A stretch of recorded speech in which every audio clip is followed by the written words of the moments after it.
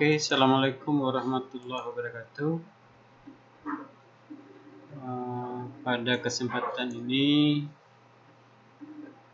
saya akan membahas materi PPKN untuk kelas 11, khususnya bab 1 yang berjudul Harmonisasi Hak dan Kewajiban Asasi Manusia dalam Perspektif Pancasila.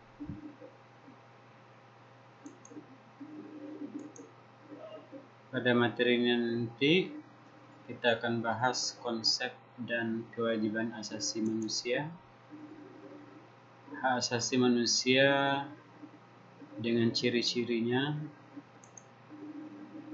makna kewajiban asasi manusia, substansi, terus hubungan antara hak dan kewajiban asasi manusia dalam Pancasila, hak dan kewajiban asasi manusia dalam nilai instrumental, dalam nilai praksis. Nanti kita juga membahas kasus pelanggaran hak asasi manusia, penyebab terjadinya pelanggaran itu, baik faktor eksternal, internal. Lalu kita juga membahas kasus pelanggaran hak asasi manusia yang pernah ada di Indonesia. Kemudian upaya penegakan hak asasi manusia dan bagaimana penanganan kasus pelanggaran hak asasi manusia. Setelah itu kita juga harus memahami bagaimana membangun harmonisasi hak dan kewajiban asasi manusia. Baik, kita mulai materi ini dari konsep hak dan kewajiban asasi manusia. Hak asasi manusia ini seperti yang terdapat dalam Undang-Undang Nomor 39 Tahun 99 adalah seperangkat hak yang melekat pada hakikat dan keberadaan manusia sebagai makhluk Tuhan Yang Maha Esa, dan merupakan anugerahnya yang wajib dihormati, dijunjung tinggi dan dilindungi oleh negara, hukum, pemerintah, dan setiap orang demi kehormatan serta pelindungan harkat dan martabatnya. Adapun ciri-ciri dari hak asasi manusia itu antara lain yang pertama hakiki, kemudian universal, ini berlaku untuk semua orang tanpa memandang status. Dia tidak dapat dicabut, kemudian tidak dapat dibagi. Sedangkan makna kewajiban asasi manusia adalah kewajiban dasar setiap manusia.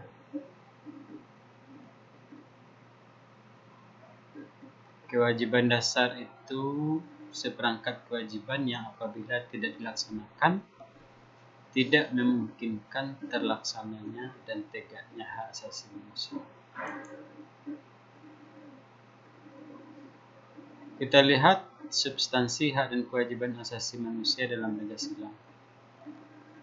Yang pertama dalam nilai dasar, misalnya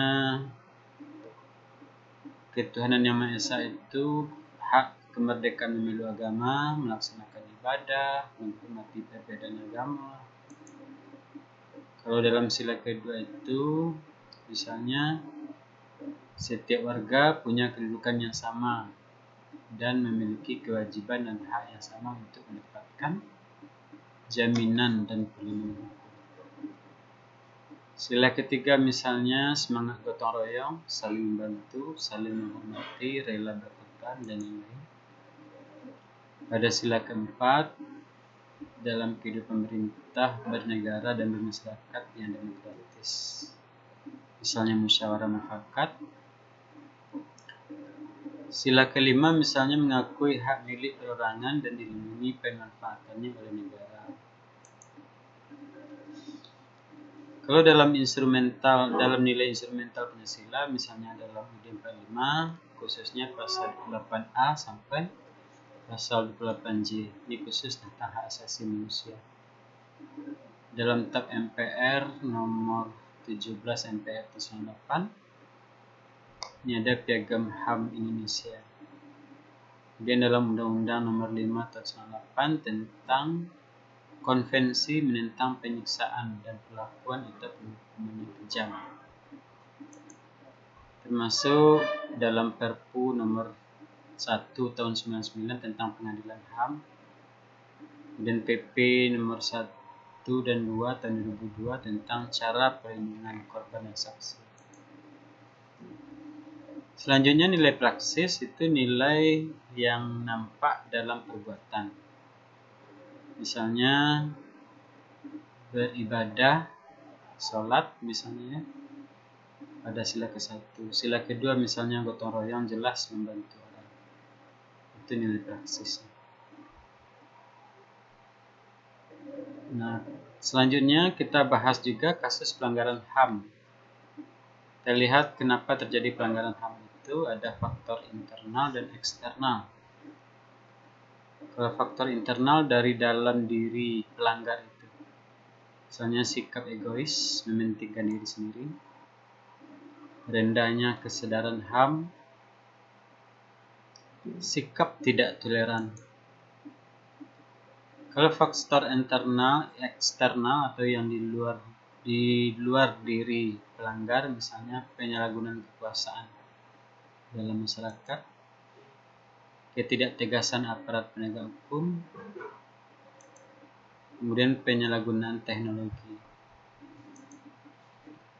Kasus pelanggaran HAM yang pernah di Indonesia misalnya kerusuhan Tanjung Priok, kemudian penembakan mahasiswa Universitas Trisakti. Kalau sekarang itu misalnya kasus penyiraman air keras kepada Novel Baswedan, itu termasuk salah satunya.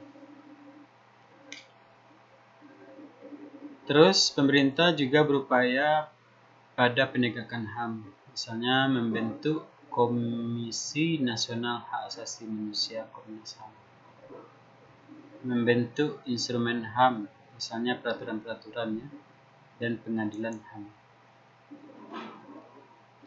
Dalam upaya penanganan kasus pelanggaran HAM ini, antara lain menegakkan supremasi hukum, meningkatkan kualitas pelayanan publik, meningkatkan penguasaan dari masyarakat terhadap lembaga politik. Bagaimana membangun harmonisasi hak dan kewajiban asasi manusia? Ini sebagai warga negara,